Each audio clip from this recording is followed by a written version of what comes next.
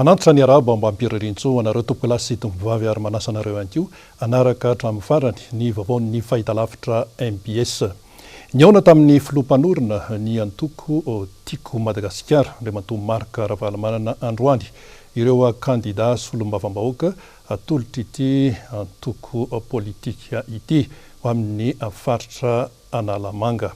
Nazava ny resaka tamin'izany tsy maintsy mikatsaka ny tompontsoam-bahoaka izany antony hoe solombavam-bahoaka izany ary tsy atao ambany zavatra ihany koa ny antoko izay nanolotra satria ny tiako Madagasikara dia toko manaraka fitsipika na disiplinina. Ndeo arahantsika ny momba an'izay. Nazava ny tenin'ny filompanorona ny antoko tiako Madagasikara marka ravalamanana nandritra ity fionany tamin'ireo kandida solombavam-bahoaka ho atolotry ny tiako Madagasikara ity ho an'ny faritra Analamanga. Andraikitra goavana eto amin'ny firenena ny mahasolombavambahoaka ary ao anatin'izany ny tsy maintsy itsinjovana sy katsahana mandrakariva ny tompontsoam-bahoaka. Eo ihany koa ny antoko tiako Madagasikara izay manana rahateo ny fitsipika mifehy azy na ny fanaovana politika hoy ny filompanorona ny tiako Madagasikara na ny fiainan'ny antoko na ny mahasolombavambahoaka dia mila matianina avokoa ny fanantanterahana azy. Ny candidat zay atolotry ny tiako Madagasikara K25 dia candidat niainga avy any amin'ireo base marina fa tsy hoe ho tonga lafatra ho tanteraka zato isan-jato akory ny faniriana ka dia izay no tiako hanazavaina tsara amin'ny olona hoe tsy maintsy ny tombontsoan'ny antoko politika izay nanolotra azy aloha dia ny tiako Madagasikara zany izay no jerevana fa tsy ny tombontsoan'izy ireny mitokana. Faharoa, ireo candidat ireo dia azo ny fampiofanana manokana mihitsy mba tena solombavam-bahoaka matianina. Ametraka indray ny asy sy ny mahasolombavam-bahoaka azy. Ametraka indray zany hoe tena hiaro ny tombontsoan'ny vahoaka any amin'ireny district ny vinireny fa tsy solombavam-bahoaka anankatanana fotsiny sanatria mety tsy afapoanareo ny sasany fa iza le olona no jerevana fa le antoko tiako Madagasikara. Ny olona rehetra samy manana ny fahalemeny, manana ny maizy azy fa izy ireo zany tsy maintsy hevitra izay fanandrify amin'izay hetaheta ny vahoaka. Misy fitsipika izay fampifehezanao, misy koa ny etika politika ary indrindrindrindra misy hoe aminareo fanondronan'izy ireo hoe zao aby ny tokony atao.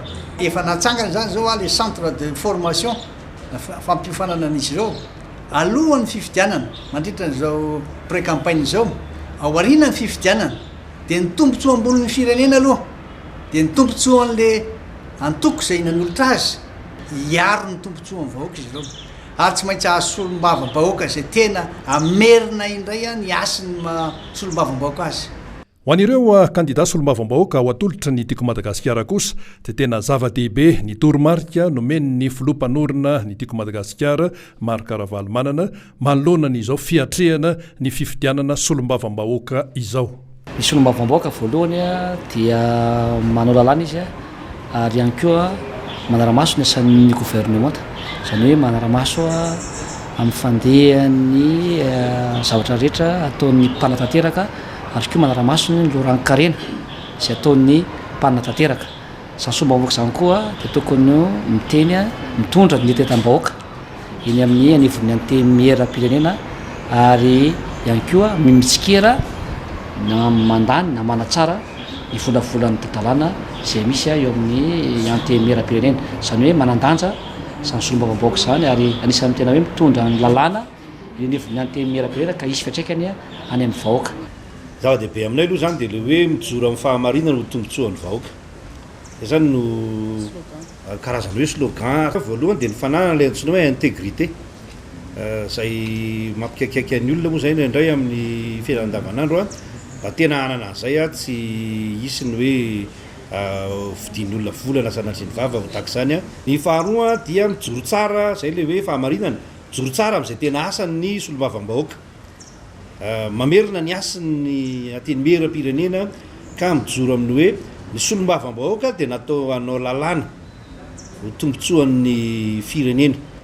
Natao handinika tsara n'ireny lalàna zay atolotra reny ohatra hoe ny volavolan-dalàna ny kasika ny ohatra zao mikasika ny tetibola ampanjakany reny tsy maintsy mandalo amin'ny antemera-pirenena moa reny a isa-taona dia tsy maintsy mijoro amin'izay lafin'izay zany a ny solombavambahoaka fijoroana mba tsisy fivadibadiana. Fa teny Androibe kosa ao anatin'ny boriboritany fahadimy dia tonga teny Androany ny teo anivon'ny team K25 ao amin'izany boriboritany fahadimy izany nitondra ny azony hoentina mba anampiana an'ireo olona sahirana izany. Eo ny tsy fahampitsakafo, eo ihany koa ny tsy fahasalamana izay efa iainany ireny mponina sahiran'ireny isan'andro. Mitondra ny vaovao amintsika i Germain Nomenjanary teo amin'ny sariny Mathieu Prince. Ny mba hitsinjovana ny vahoaka madinika no antony hoy ny mpikambana eo anivon'ny team K25 ao amin'ny boriboritany fahadimy raha nresaka mahakasika ny antony nanaovana ny hetsika ara-pahasalamana teny amin'ny fokontany Androibe iny Androany. Tonga maro ireo mponina teny antoerana nanao ny fizaham-pahasalamana nandritra nyity hetsika Androany ity. Nanamafy moa izy ireo fa ny sosialim-bahoaka no tena laharam-pamehana ho azy ireo eny amin'ny lapany Tsimbazaza ka mahatonga ny fampidiniana sy ny fampiresahana tahaka izao. Hatramizay dia mijery ny sosialim-bahoaka ary mijery ny atao hoe fahasahiranan'ny vahoaka, ny fahantrany vahoaka. Hitanareo tsara fa zany hoe vidim-panafody zany amin'izao fotoana dia sarotra nefa Androany manao ny asa sosialy ny tiako Madagasikara amin'ny alalan'ny fitsaboana, maimaim-poana sy fanomezana fanafody maimaim-poana dia afa-pahasahiranana zany izay olona manatony ety zany. Nambaran'izy ireo moa fa tsy nasiana fanavahana izy ity mba ho an'ny vahoaka rehetra velom-bolo ireo mponina teny antoerana ary dia naniry ny itoizan'ny hetsika toy izao. Nanamafy ihany koa izy ireo fa efa fanao ny hetsika ara-sosialy tahaka ity. Voalohany indrindra aloha dia fitsinjovana ireo sahirana ny angarany vitana. Hitantsika rahantsika malala ny fahasahiranana ka ny zavatra tanjony ao anatin'izay dia fanampiana satria ny finoany hoe fahasalamana ny voalohan-karena dia izay no antony anaovana izay ho hetsika izao. Ankoatr'izay dia nanamafy hatrany ireto mpikambana avy eo anivon'ny team K25 ireto fa tokony havitrika ny malagasy hamita ny adidiny amin'ny fafito amby roapolo ny volana May ho avy izao. Ny solombavambahoaka mantsy no isolo tena azy ireo eny amin'ny lapany Tsimbazaza ka tsy tokony iraviravin-tanana hamita ny adidiny tsirairay. Fa momba ny fiatrehana ny fifidianana solombavambahoaka ho tanterahana eto amin'ny firenena malagasy amin'ny fafito amby roapolo ny volana May 2020 sy 2020 dia miseho lany ny fanehoan-kevitra etsy sy aroa momba ny hoe antoko manolotra kandida atoko politika no tinambara amin'izay ary eo ihany koa ny hoe tsy miankina. Ny teo anivon'ny vondron'olon-tsotra dia nanao ny heviny momba an'io ary dia hoarahantsika vetrany ny momba an'izay teo amin'ny fanadihadiany Germain Nomenjanary sariny Erzo Rajonarivony. Miezaka mifampikasoka amin'ny vahoaka avokoa ankehitriny ireo kandida solombavambahoaka taoriny ny famoahana tamin'ny fomba ofisialy ny lisitra teny anivon'ny voamiram-pirenena maleo tena misana ny fifidianana. Ho an'ny vovonana tiako i Madagasikara K25 manokana dia efa mazava tanteraka ireo olona voatsonga hitondra ny fanevany taoriny ny fifantenana ny ainga teny fotony dia ny fokontany sy ny commune izany. Efa mahazo todrano avy amin'ny filoham-panorona sady filoha nasionaly ny team K25 Andriamatoa Maro Karavalomanana ihany koa ireo kandida isolo tena ny antoko amin'ny fifidianana solombavambahoaka izay ho tontosaina ny fafito amby roapolo ny volana May 2020 ity. Izy ireo irery arak'izany no antokana afaka mitondra ny fanilo ny team K25 amin'ny fifananana masina makeny Tsimbazaza io hoy ny fanamariany ny filohan'ny fikambanana vondron'olon-tsotra na ny VOT.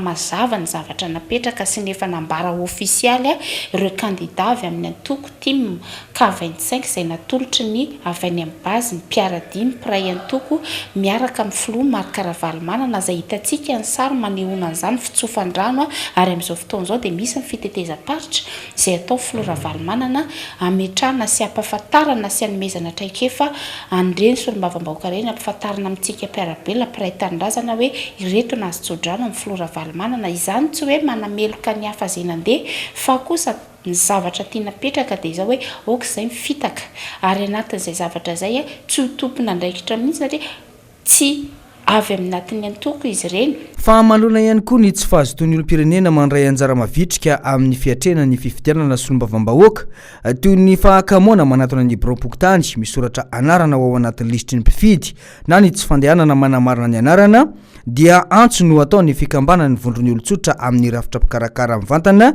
ny fifidianana eto amin'ny firenena mba tsy verena ny tsy fahatomombanana nandritry ny fifidianana filoham-pirenena farany teo iny na mety ho fanahinina anakivy tsotra zao ny olom-pirenena tsy andeha an-datsabato. Eo le fahasahiranana fa eo ihany koa le fangatahan'ny olona any tena hoe safidiny marina mangarara ny fifidianana mba tsy ho tony teo fifidianana teo aloha izay tena nahitana resaka be ary izay ny anisan'ny hoe mampiena ny lanjan'ny olona andeha vitrika andeha hifidy amin'izao fotoana izao ka antso ny ataonay hoe eo ny fahasahiranana fa ajao ny zo safidiny olona aoka mba tena fifidianana mangarara sy madio tsy avilivily ny safidim-bahoaka ny tena hipetraka ao anatin'izay. Eo amin'ny fiatrehana ny fifidianana eo amin'ny lafiny teknika fifidianana solombavam-bahoaka dia fantatra zao fa ny tombo 310 nisan'ny birao fantatsam-bato raha nampitaina amin'ny fifidianana filoham-pirenena farany teo. Ny anton'izay dia noho ny fitombon'ny mpifidy tsy nisy kosa ny hoe zavatra hoe vaovao zany amin'ny kapobeny fa dia fanasarahana na éclatement amin'ny teny teknika no nisy araka ny fanazavana zay azo tamin'ity androany ity. Edena Elia no mitatitra an'izay amintsika. Noho ny fitombony isan'ny mpifidy voasoratra anarana anaty lisam-pifidianana taorian'ny fanavaozana ny lisam-pifidianana farany teo dia niakatra ho 5,705 ihany koa ny isan'ny birao fantatsam-bato manerana ny Madagasikara ao anatin'izao fifidianana solombavam-bahoaka izao raha toka misy 5,704 izany tamin'ny fifidianana filoham-pirenena farany teo. Izany hoe nahitana fitombony 3,700 io birao fantatsam-bato io manerana ny nosy. Raha ny lalàna dia ferana ho 700 ny isan'ny mpifidy ao amin'ny birao fantatsam-bato iray ka voatery tsy maintsy nosarana ny birao fantatsam-bato sasany izay nahitana mpifidy mihoatra ny 700 hoy ny fanazavan'ny filoha lefitry ny seni Thierry Rakotonarivo androany nandritra ny valan-dresaka ho an'ny mpanao gazety. Araka ny fanazavana hatrany dia tsy misy izany ny famoronana birao fantatsam-bato na dia efa nisy aza ny fangatahana mahery ny 30 voaray ny seni mikasika ny fananganana birao fantatsam-bato vaovao noho ny alaviran-toerana sy ny disadisa misy eo amin'ny fokontany sasany. Ny teto amin'ny distrika n'Antananarivo fahatelo no nahitana fitombony betsaka indrindra tamin'ity birao fantatsam-bato ity izay nahatratra 430 ny tombony. Manaraka azy eo kosa ny distrikta n'Atsimondrano nahitana fitombony 30 raha oharina tamin'ny fifidianana filoham-pirenena ary ny distrikta ny Tsirono Mandidy nahitana fitombony birao fantatsam-bato miisa 30. Raha misy antony tsy azo anoharana dia mety hisy fiovana io isan'ny birao fantatsam-bato 5,705 manerana ny nosy io ary tsy maintsy 27 ora mialohan'ny datim-pifidianana fara-fahatarany no anaovana fanitsiana izany. Tsara ny manamarika fa tsy maintsy ao amin'ny tranom-panjakana irery ihany no afaka atao birao fantatsam-bato. Tsy azo atao kosa ny mampiasa ny hôpitaly, trano fivavahana, toby miaramila. Raha sanatria ka tsy misy tranom-panjakana mihitsy ao anatin'ny fokontany iray dia mila manao fangatahana fanomezana alalana mialoha avy amin'ny seni ny rantsa mangakan'izy ireo any an-toerana mba ahafahana mampiasa tranon'olotsotra ho birao fantatsam-bato. Amin'ny vaovao eto amin'ny tanàna n'Antananarivo maro nahita an'ilay trano izay naorina dia tsy akaiky ny EPP-an'ny Behoririka. Izy io moa dia trano lehibe tokoa amoron-dalana. Fanontaniana maro no napetraky ny olona momba n'izy io. Tamin'ity androany ity dia niroso tamin'ny fandrotanana ny tompon'andraikitra satria dia fantatra mazava tsara fa tsy nazahoana lalana izany fananganana izay trano izay. Jessica Miray no mitondra antsika ny vaovao momba an'io teo amin'ny sariny Erzo Rajaonarivony. Nangataka lalana avy amin'ny komina Antananarivo renivohitra ny tompon'ity trano fivarotana eto Behoririka ity akaiky ny EPP saingy tsy nahazo ny lalana hanorina ny trano. Na dia teo azy izay tsy fahazoana lalana izay niroso tamin'ny fananganana ny trano ihany ilay tompony. Tamin'ny fanombohan'ny fananganana nefa dia efa nandefa fampitandremana ny androdanana ny trano ny komina saingy niroso hatrany ny fanamboarana ka vita ihany ilay trano ary efa nampiasaina mihitsy ivarotana. Nandefa taratasy fampitandremana fandrodanana fanondron-drairaka izany ny komina ka ny maraina ny Alakamisy Vaovao Mbs Martsa dia niroso avy hatrany avy eo anivon'ny ministeran'ny Natantany tamin'ny fandrodanana. fampiarana ny lalàna araka izany no nataony avy eo anivo ny komina Antananarivo renivohitra sy ny ministera ny ady-tany. Gabo raraka tokoa mantsy ary olana goavana ho an'ny tanàna Antananarivo ny fanondrenana trano tsy ara-dalàna sy tsy nahazoana lalana etsero. Tsara araka izany ny manamarika fa efa tsy nanome alalana tamin'ny fananganana ny trano ny avy eo anivo ny fiadidin'ny komina Antananarivo renivohitra ary efa indronona dia efa taratasy fampitandremana androtanana ny trano. Saingy tsy niemotra mihitsy ny tompony. Saika anaovana centre commercial moa ity trano eto Behoririka ity. Fa tato ato izay dia niseholany ny aitrano teto Antananarivo. Tamin'ity androany ity dia nisy indray ny tranomay izay na maizana trano zany ampolony maro tokoa tetsy Kazomanga atsimo nisy ny trano hazo ary teo ihany koa ny trano biriky. Raha ny loharanom-baovao izay voaray dia fantatra izany fa dia fatana ny enjera noho ny tarika ny firetana ary amin'izao fotoana izao dia efa mandray ny andraikiny ny tompona andraikitra ny mpamonjy vona ihany koa efa tonga ara-potoana teny antoerana teny Kazomanga atsimo hoy isika ateo. Nisy ny filazana teny antoerana fa misy zaza mbola tsy hita tamin'ny ty firetana ity dia mbola ao anatin'ny fikarohana ny tompona andraikitra. Eo amin'ny vaovao hafa resaka tsy fandriampahalemana dia tratra ny avy amin'ny eo anivon'ny gendarmerie pirenena tamin'ny 12 Martsa 2024 teo ny raindany amin'ny fakanakeriny eto Madagasikara. Rabe Arson Samuel nandritra ny famitorana natao azy kosa no nanararoatra ny tsaoka zany nandositra i Rasamy ka nitifitra avy hatrany ny zandary ka voatifitra ity Rasamy ity ary noentina avy hatrany teny amin'ny Assasiera saingy tsy tana ny ainy. Vaovao hoentin'ny Jessica Miray teo amin'ny sarin'ny Erzo Rajaonarivony. Voasambotra ny faharoa ambin'ny folo ny volana Marsa teo tany Antalany raindany amin'ny fakanakeriny eto Madagasikara. Rabe Arson Samuel na antsona ihany koa hoe Rasamy na i Rametra rehefa manatanteraka fakanakeriny. Raha tsy aivina dia izy no anisan'ny tompon'antoka tamin'ny fanafiana amin'ny tampiadiana sinoa mpanao lavanilina tany Antala ny taona 2024. Izy ihany koa mbola tompon'antoka tamin'ny fakanakeriny any Anish Ismael teny amin'ny simitiara Ilafy izay nahafatesana polisy iray ny taona 2017. Nakankery ny zanaky ny tompony tranombarotra Eden teny Andranomena ihany koa tamin'ny taona io hatrany. Zanaky Andria Tsitoaina teny Andranomebevava ny taona 2022. Ritchi Shadrana teny amin'ny Golf du Rova ny jona 2022. Vasram Assist Alarbi ny Jolay 2022. Pharmacie Ankorondrano ny Oktobra 2022. Ary Malik Karmali sy Sofiane Ormani teny Soavina ny Desambra 2022. Nandritra ny famitorana atao azy moa dia mba hanorony ny namany dia nientina teny Ambohijanaky saingy saika hanararoatra itsaoka ka voatery ny tifitra ny zandary. Voatifitra tamin'izany Rasamy ka nientina teny amin'ny Asiera saingy tsy tana ny ainy noho ny ratra nahazo azy. Tratra niaraka tamin'ny ankomo ireto fitaovam-piadiana mahery vaika ireto: AKM 3, PA 3, grenade 2, bala miisa 430 ary akanjo miaramila. Dia akehitriny zany dia tratra ny olona anankiray tany Antala nanao ny zavatra io dia natao ny famitorana rehetrarehetra dia hitanareo reto zavatra mitrango reto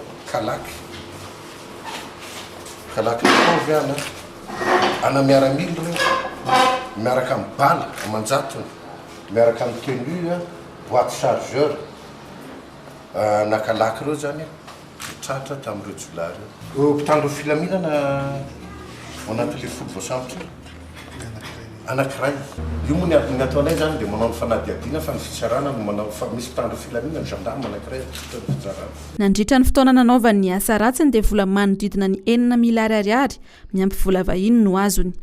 Efa nogiazan'ny zandary kosa amin'izao ny fiara miisa 2 Hyundai Galopera sy Renault Clio. Mbola hogiazana kosa ny trano miisa 10. Olona 10 no fantatra fa voasambotra niaraka taminy izay natolotra ny fitsarana ny Alakamisy 20 Martsa. Fa raha tsaroantsika tsara dia nisy ilay raharaha sambo sinoa mitondra ny anarany hoe Flahin izay giazana moa ny tatsambo misa 17 mirahalahy tao amin'io asambo io ary notazomina aponja. Ny antony ny fanenjena dia ny hoe fikasana fanodranana rem-pirenena ary teo ihany koa ny fidirana tsokosoko aty amin'ny faritra masin'ny Madagasikara. Omaly no mivoaka ny didim-pitsarana momba n'ity raharaha ity vaovao tanteriny Noro Fitiavana. Teratany aziatika misy 70 izay tady sambo atao anatin'ny sambo sy noflainina no nidoboka an-tranomaizina avy hatrany Omaly. Tsy vita nidoboka an-tranomaizina fotsiny ihany fa voaterina andolamany dia folo tapitrisa ariary isan'isany. Vokatry ny tandrevaka sy ny fanararotana nataon'izy ireo no antony. Ohatra amin'izany ny fandavana ny fisakanana nataony mpitandro ny filaminana malagasy sy ny fidirana antsokosoko tsy nisy taratasy mazava sy aradalana taty amin'ny faridranomasin'ny Madagasikara ary ny fikasana anondrana ny arem-pirenena antsokosoko aty Madagasikara. Marina fa tsy vitsy ny fenandeha mikasika ny fikasan'ireo teratany aziatika hitrandraka ny bolabolana andramena eto amintsika ary anondrana izany any ivelany. Tsy aivana ny taona 2012 andramena milanja 3 alina taona notratehaka tany Singapour. Nisy ihany koa moa ny teratany malagasy izay voapanga ndray petsapetsa tamin'izy ireo tamin'ny fivoahany entana. Eo amin'ny tantaram-pirenena kosa andro faharoa ny androany teo amin'ny fampiratiana sary etsy amin'ny parvis Analakely izay anehoana indrindra ny tolom-panavahana tamin'ny 1770. Nitsikaritra tamin'ity fampisehoana ity dia ny fahamaron'ny sary izay anoentiny teo anivon'ny ANTA, Agence Nationale Taratra. Ndeha hoarantsika ny momba an'izay teo amin'ny vaovao nangon'ny Laurette Berton sary ny Mano Randriamalala. Sary manodidina ny 700 ny isan'ireo novolavolain'ny ANTA ary nandesiny aseho etsy amin'ny parvis Analakely ao anatin'ny 3 andro nanomboka ny 17 ny volana Martsa teo ka mifarana amin'ny 17 ny volana Martsa ho avy izao. Tafiditra indrindra anatin'ny fanamariana ny faharoa amin'ny 70 taona nisin'ny tolom-panavotana teto Madagasikara. Mirakitra ny tantara tsy fagnadino sy ny zava-nisy aloha nandritra ary tao afara ny tolona 770 sy 700 ireo sary jiaby aranty ireo. Sary mirakitra ny irifiry, ny fampijaliana, ny sedra ny areta ny razambentsika, nandritra ny nampamaivay ny tolona tany amin'ireo faritra jiaby saika magnerana ny Madagasikara. Sary manodidina ny 700 no arantiny ANTA eto. Ny tena sary manokana sy ny zahana ho vaovao zany dia ny tarehin'ireo mpitolona izay tany anaty akata rehetrarehetra tany zany no ezahana nalaina arak'izay tratra. Izay hitantsika iry amin'ny voalohany iry le sary. Mazava ho azy fa sary nanomboka tamin'ny taona 46 hatramin'ny 48. Ireo sary hitantsika manerana izany hoe taloha sy tao aorianan'ny ady zany no mandrafitra manontolo an'ity exposition izay ataontsika ity. Tsy ny sary ihany fa hita mandritra ny fampiratiana momba ny 17 Martsa io ihany koa ny Vaovao Moramanga izay natao tsy anjery tany am-pianarana ho an'ireo katita kely. Ny firafitry ny tanàna madinika no tafian'ny mpanjanaka tamin'ny manodidina ny taona 17 sy 2000. Ny endrik'ireo fitaovana nampiasain'ny malagasy nentin'ny ady tamin'ny frantsay mpanjanaka toy ny moara, ny tangena ary ny maro hafa. Manampy ny tanora hava izy ireo mba akasary an-tsaigna ny tena hery ny fitiava-tanindrazana teo amin'ny malagasy tany aloha fa tsy hihinana ambolony fotsiny na hagnano tsy anjery mantsina na ihany koa anaraka ambokiny ny lelamamy ny mpagnano politika. Eo amin'ny tontolon'ny kolotsaina kosa fampisehoana ny antsoina hoe kolotsaina tatsinanana no tena votoatin'ny hetsika antsoina hoe Asia Enjoy Madagasikara ary misy ifandraisany amin'ny resaka hoe taobaovao malagasy ihany koa izy io. Manomboka ny 30 Marsa ho avy izao ary farana ny 7 Aprily izany hetsika izany. Nisy androany ny fampahafantarana ny fandaharam-potoana maro samihafa sy ny tsara ho fantatra momba an'izay nanoloana ny mpanao gazety vaovao tanteriny Laurette Berton sary ny Mano Randriamalala. Etsikara kolotsaina sy fifanakalozana no tena ibana mandritra ity andiany faha-efatra amin'ny Asia Enjoy Madagasikara ity izay aharitra 9 andro anomboka ny sabotsy 30 Martsa ka hifarana ny alahady 7 Aprily 2020 sy 2000 etsy Tanjombato. Ny tena mpiavaka ny andiany faha-efatra dia ny fampisehoana ilay fiara mandeha amin'ny herinaratra natao hanentanana sy ho fandraisana anjara amin'ny fitandronan'ny tontolo iainana araka ny nambaran'ny mpikarakara. Fa raha miresaka kolotsaina dia anatin'le ty hetsika lehibe Asia Enjoy Madagasikara ity dia momba ny événement 47. 1947 ao misy fampiratiana antsanganay hoe ahafahany hoe ho baritaka amin'ny maronisy zay zavatra rehetrarehetra nitsanga tamin'io fotoana io ary zavatra ohatrao tena zava-dehibe aminay satria tsy azo adino mihitsy ny tantara momba ny Madagasikara zay raha hoe resaka momba ny kolotsaina fa tsy zay fotsiny anaty kolotsaina koa momba ny le resaka fashion week Madagasikara na zavatra hafa be da be zavatra hoe azo resany hoe anaty le kolotsaina Madagasikara manaraka an'izay dia mbola toizany le kolotsaina ro firenena aziatika rehetrarehetra ao dia samy niezaka hoe anao zavatra anao démonstration anehoana ny fifandraisana ara-tantara ara-toekarena sy ara-diplomasia eo amin'ny firenena tatsinanana izay manana fifandraisana ara-baritra sy ara-kolotsaina amin'ny Madagasikara ny Azia indroy Madagasikara isan'izany i Vietnam, i Chine, i Korea Atsimo, i Japon ary i Thailande izay samy mitondra ny anjara brikiny. Isy ny fampisehoana ara-kolotsaina mandritra io herinandro mahery io toy ny tsinjaka ny drago nataon'ny Confucius ny Chine, ny seovalia maneho ny maha-malagasy, ny filatrona sy ny soradi samihafa ary ny fialamboly isan-karazany. Tsy latsa-danja amin'ireny ny fifampizarana sy ny fanomezana fiofanana indrindra eo amin'ny sehatra ny fikajena ny atsara-tare sy ny lamaody. Eo amin'ny fanatanjahantena kosa manamarika ny fahafitopolo taonany ny fikambanana fiezama izay karakara tanora ary eo ihany koa ny fanatanjahantena ary dia ny faeniny volana aprily io avy zao no hanomboka ny fananana isan-karazany mitondra ny vaovao amintsika amin'izay Germain Menjanary. Mankalaza ny fafitopolo taona ny jorony ny fikambanana fihezama amin'ny ity taona ity. Manoloana izany fankalazana izany dia misy ny etsika ara-panatanjahantena taranjam-baolina kitra izay karakaran'izy ireo manomboka ny fahaenany volana aprily izao. Tanjona ny fanabeazana ireo tanora malagasy eto Analamanga amin'ny alalan'ny fanatanjahantena raha ny fanazavana izay nataon'izy ireo nandritry ny varandresaka tamin'ny mpanao gazety. Raha ny fantatra atrany dia ekipa misa 40 no andray anjara amin'ny ity fifananana ara-panatanjahantena izay karakarain'izy ireo ity. Fanomboana anazy dia ho avy ny tournoi Pokabe izay manomboka amin'ny asabotsy 4 avrily avy zao eo amin'ny kianjana lagoby. Kianjana lagoby foana no ampiasaina mandrapatapy ny tournoi araka ny fangatana sy ny taratasy ny fanarahana tao amin'ny commune. Ny mandray anjara amin'ity nefa dia voafetra ihany satria 40 ihany no raisinay tanana zany andray ny tournoi satria arakarak'izay ihany tsinona ny programa ny kianja izay azonay ilalaovana. Ankoatra izay dia fantatra fa efa milamina avokoa ny fanomanana rehetra na ara-pitaovana zany na ny toerana izay anatanterana ny fifaninanana raha ny nambaran'izy ireo hatrany. Rinan'io no araka ny fanampanantenana ihany mpandray anjara sasany rehetra ihany koa dia misy ihany koa ny tournoi mafy be fa ny raisitsika amin'ity zany eo amin'ny tournoi mipoaka be izay manomboka amin'ny asabotsy zao dia amin'ny mipoaka be anazy izay indrindra dia tonga dia 8e de finale 8e de finale direct no atao izany hoe tsy misy éliminatoire ny anaovantsika anazy dia manamafy moa zay fa voafetra tokoa ny toerana dia misy ny toerana misy ny bron fiezama tia Kazomanga afaka tonga dia misoratra anarana amin'ny vantana aty zany ireo te handray anjara. Fitezana ny erin-jatovo malagasy sampana Analamanga no tena tanjona amin'ny etsika hoy izy ireo izay tafiditra raha teo ao anatin'ny etsika voalohany ho an'ny fankalazana ny fafitopolo taona izay nijoroany ny fikambanana. Izay ihany koa no namarana ny vaovao teto amin'ny fahitalavitra MBS isaorany ianao naharitra hatramin'ny farany veloma tompoko.